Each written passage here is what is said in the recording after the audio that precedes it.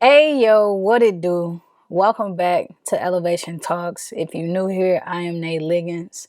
Y'all, I have been in a really dope space of gratitude. And I'm talking about like deep gratitude. For those of y'all that know, I have been dream chasing since I was 18 years old. And really, I was actually dream chasing before then. I've been dream chasing since I was a little girl. Like, for those of y'all that know me, y'all know this story all too well.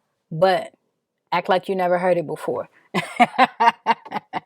But yeah, man, like I can really remember when I was growing up and, I was watching MTV, BT, and, music videos and things like that. Like, I knew I wanted to work in the music industry early, and I said that I was going to work with certain people.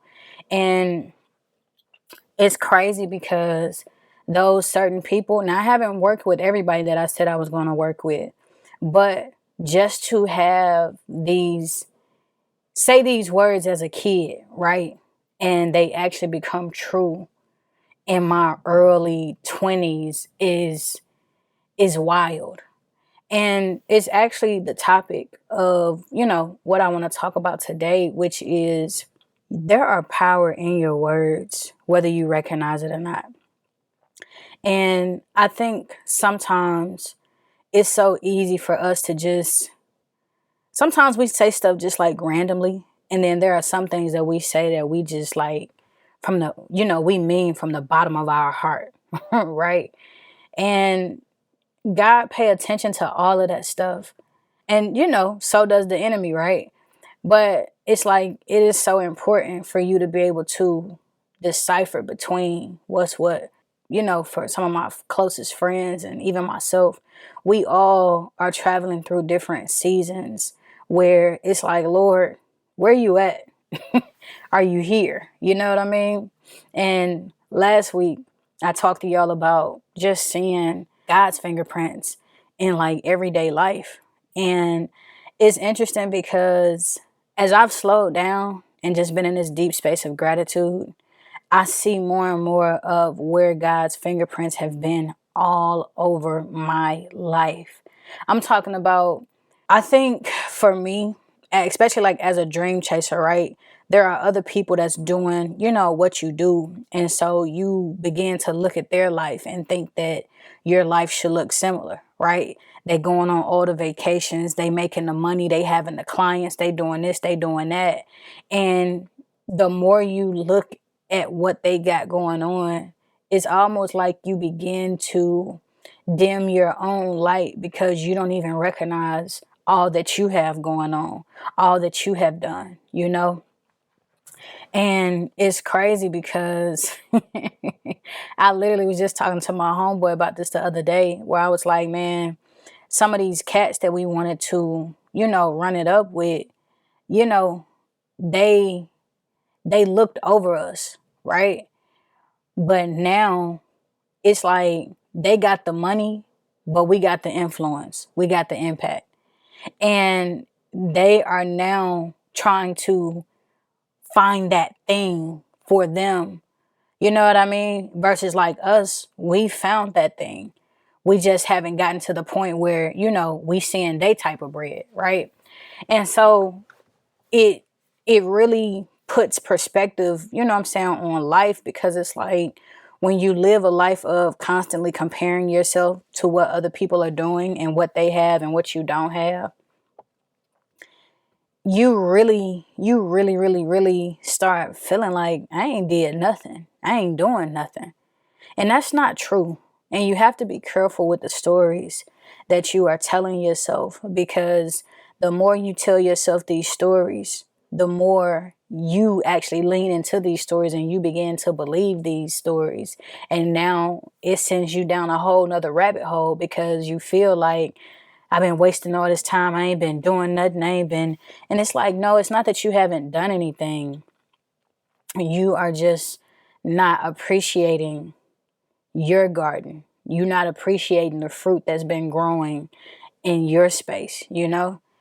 And I really appreciate, even though I haven't loved this process, like if I could be completely honest, right? When God sat me down so that I can begin to see the glass half full versus half empty, it has been a struggle, right?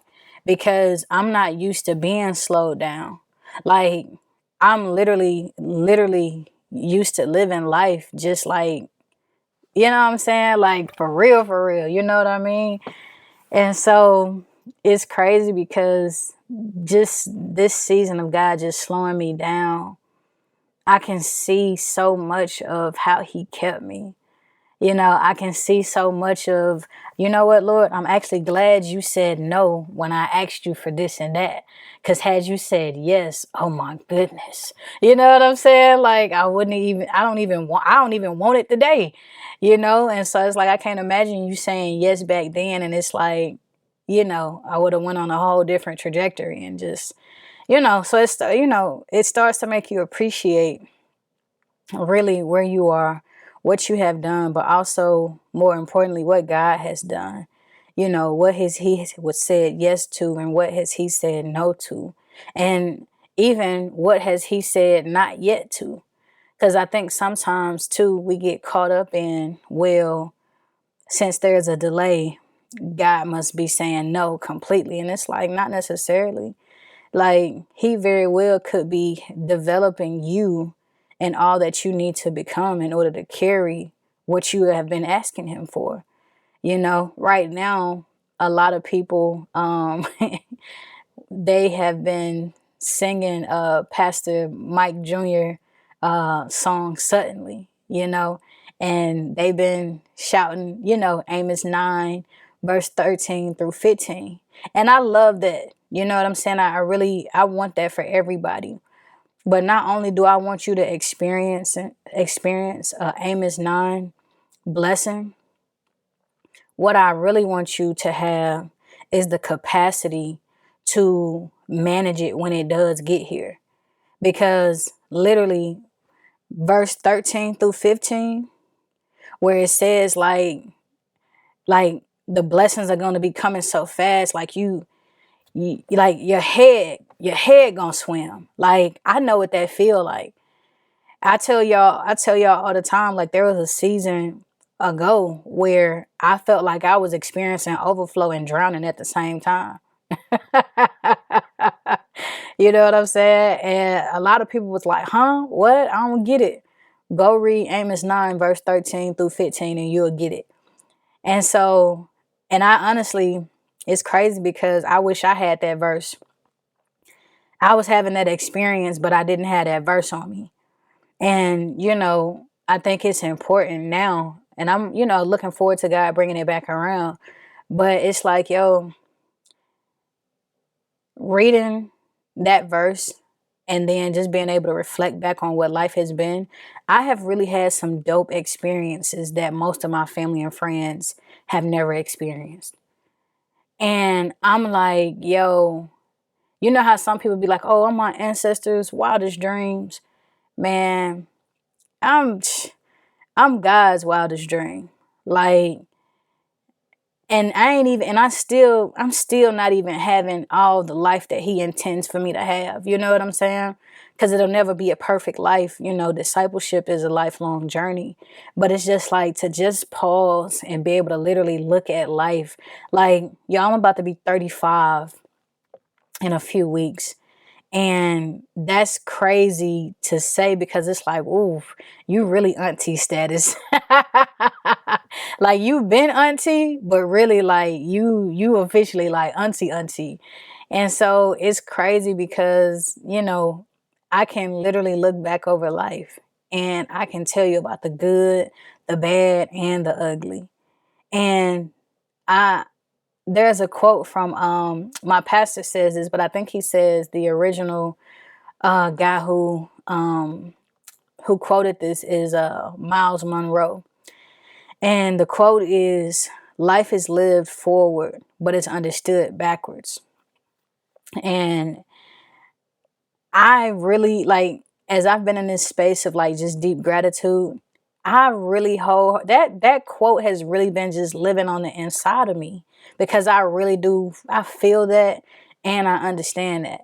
Like, we be going through stuff in real time, But I feel like, a lot of times when we're experiencing it in real time, we don't actually have time to process it and understand it. And, it takes time to like process, learn the lessons from it, grow from it, move on from it, and then truly be able to sit back and be like, wow, I completely see why that happened. And not saying that you're going to have that experience all the time, right? There's still some things in life that I still don't understand why it happened.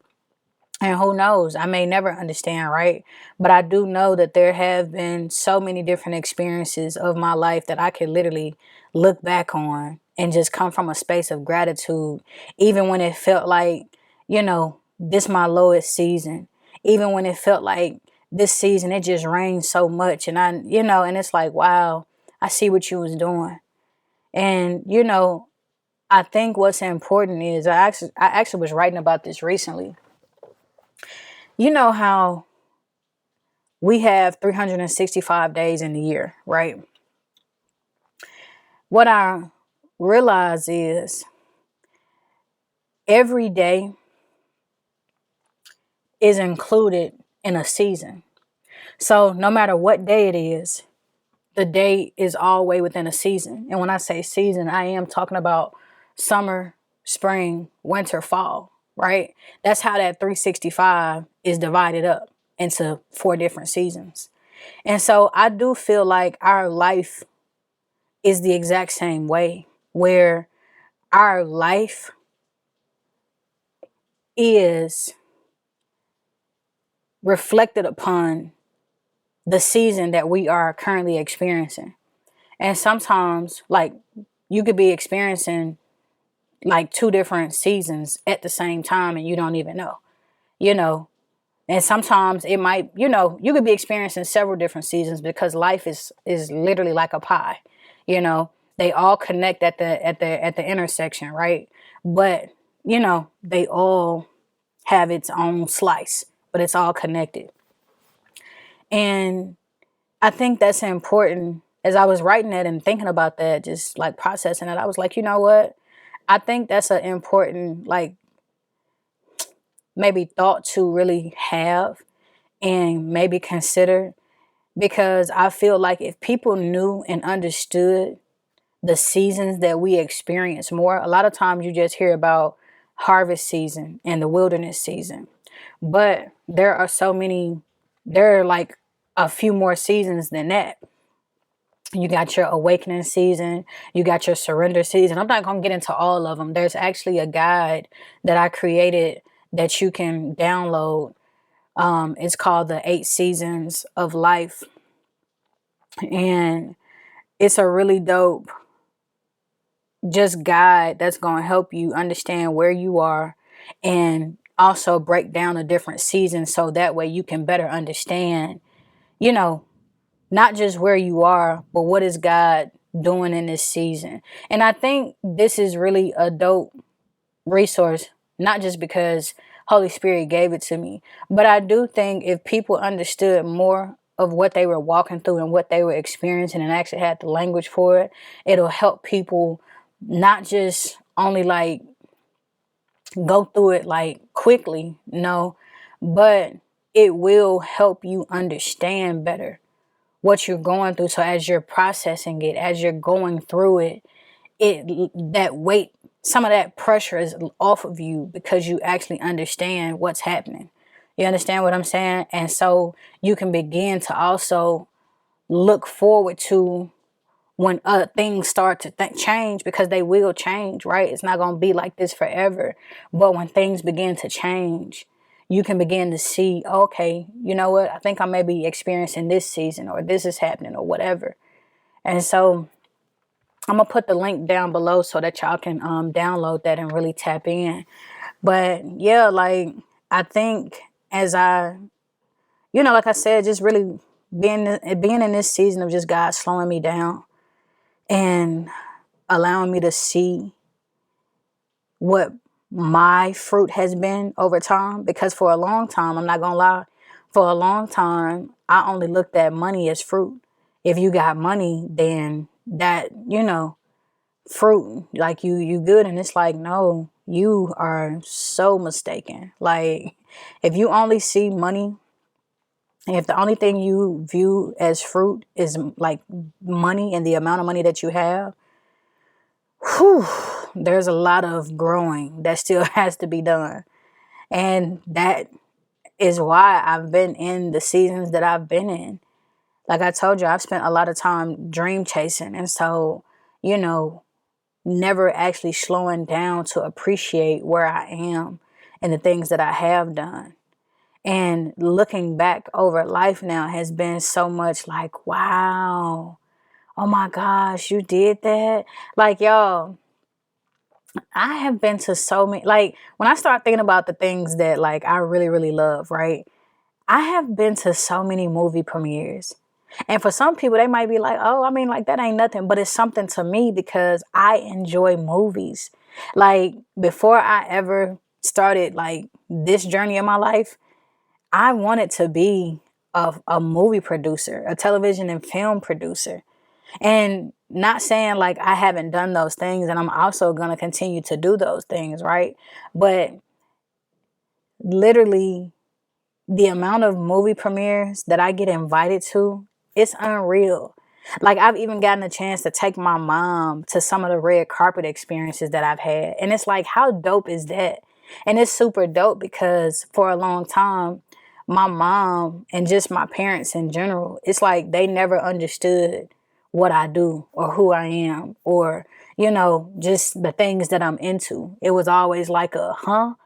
You know? And so to allow them or her in that to come experience that with me, and you know, it's feeding her because, you know what, we on the red carpet, like, oh, this is dope, I'm getting to meet, you know, radio personnel or this, that, and the third. And so, you know, it's really crazy, like, just the amount of, man, events that I get invited to, the rooms that I'm in with people. Like, y'all, I remember one time, and this is just such a blessing.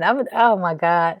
I remember one time I was on set. We were shooting a music video, and it wasn't, I think I just got invited to the shoot, like, just to be in the room because I was this is heavy when I was in my bag of like assistant directing like music videos and stuff.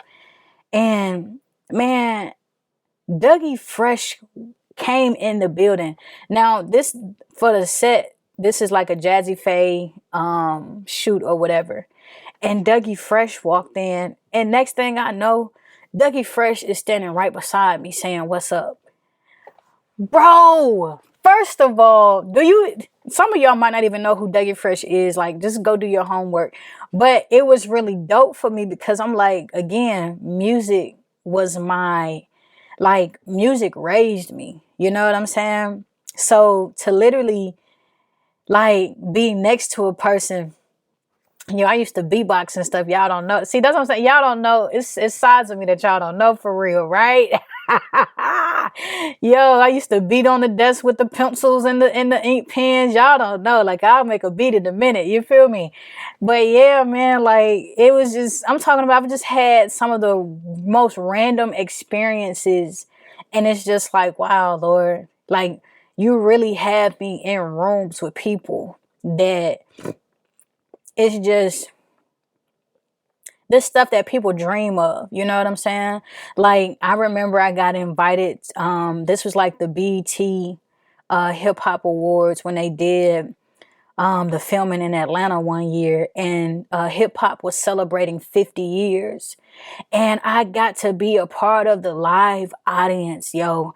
I'm talking about, it was literally a free concert of some of my favorite performers in the music industry.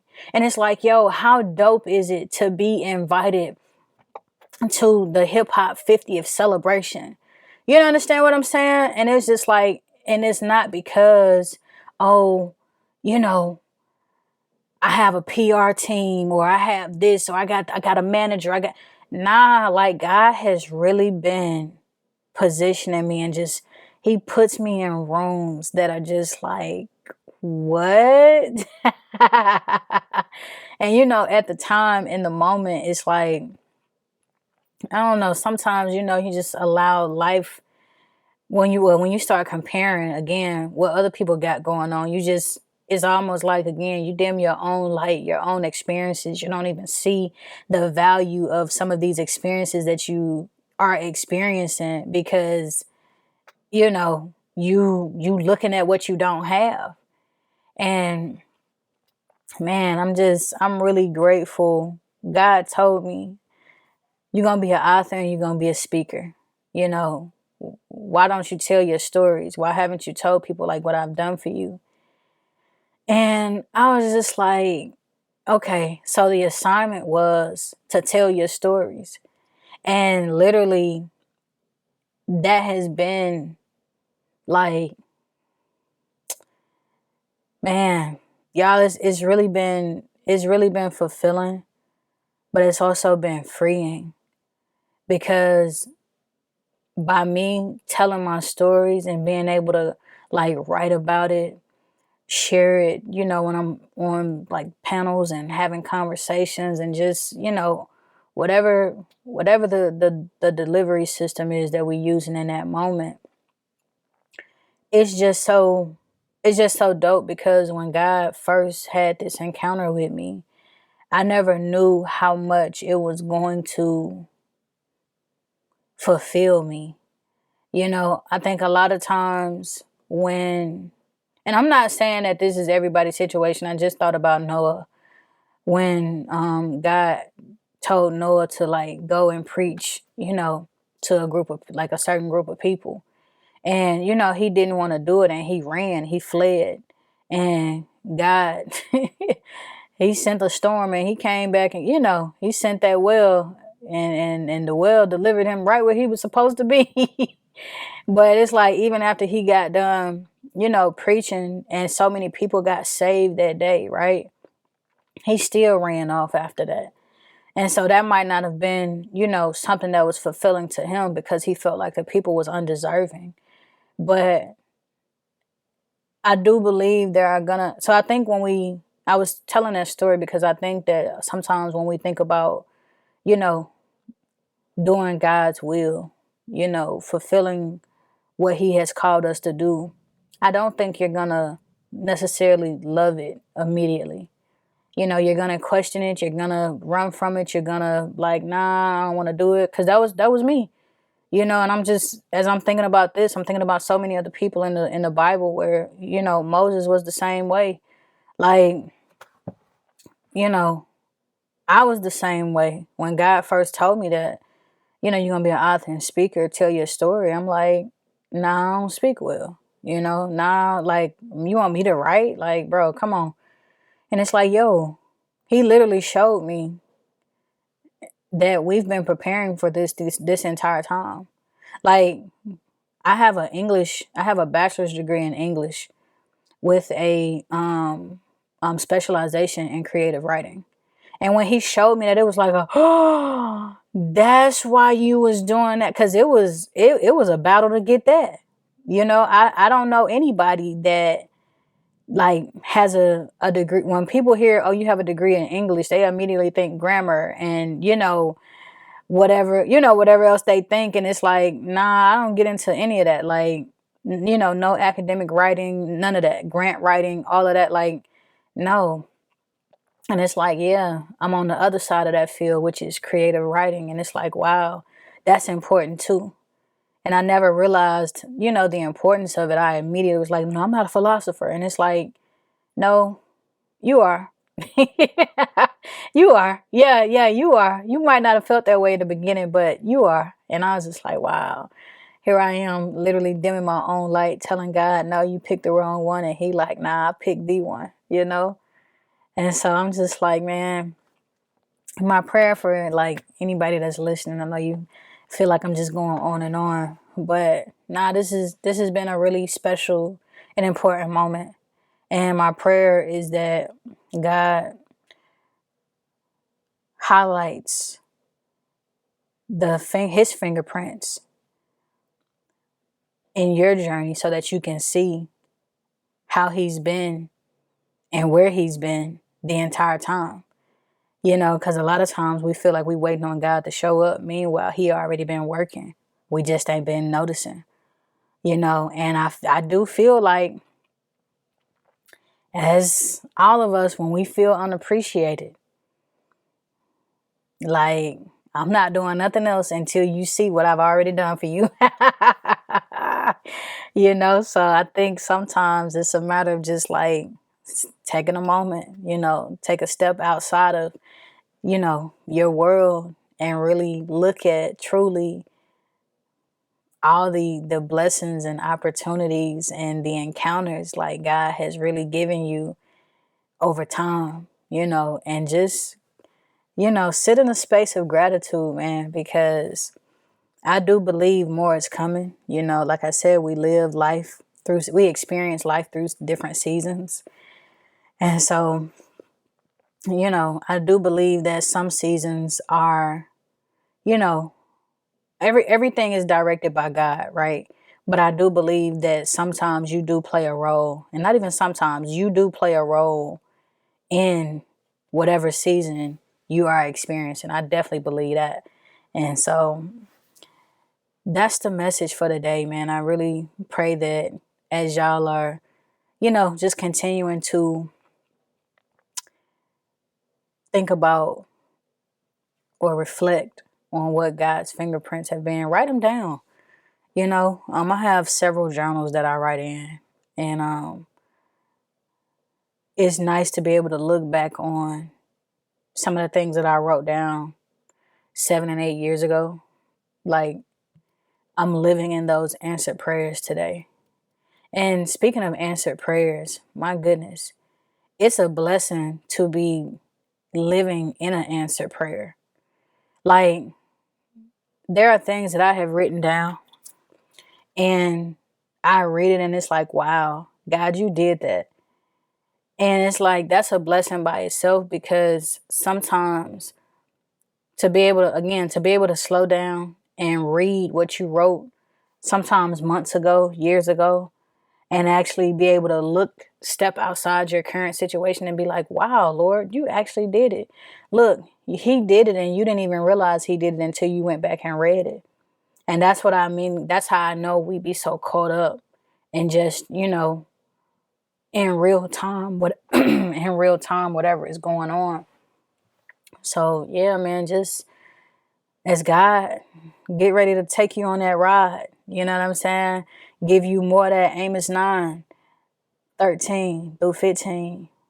Continue to stay in a place of gratitude. You know what I mean? One of the things that I do to help me stay in a place of gratitude, I have a weekly fruit tree that I fill out. And so, yep, every week, at the end of the week, I take about an hour, and sometimes I fill it out through the week, so that way I'm not trying to just recap the entire week, all at once, because that's when you start, at least for me, I start forgetting stuff. But yeah, I have a weekly fruit tree that I do in my notes on my phone. And yeah, I have it laid out, like, what was the fruit this week? And maybe y'all can try that out. Get you a fruit tree, a weekly fruit tree experience, and write down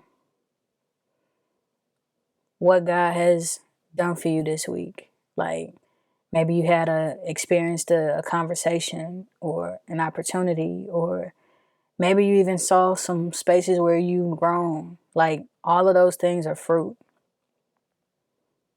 Until next time, y'all, continue to set it up and run it up. Continue to include God in everyday life. All right? Much love.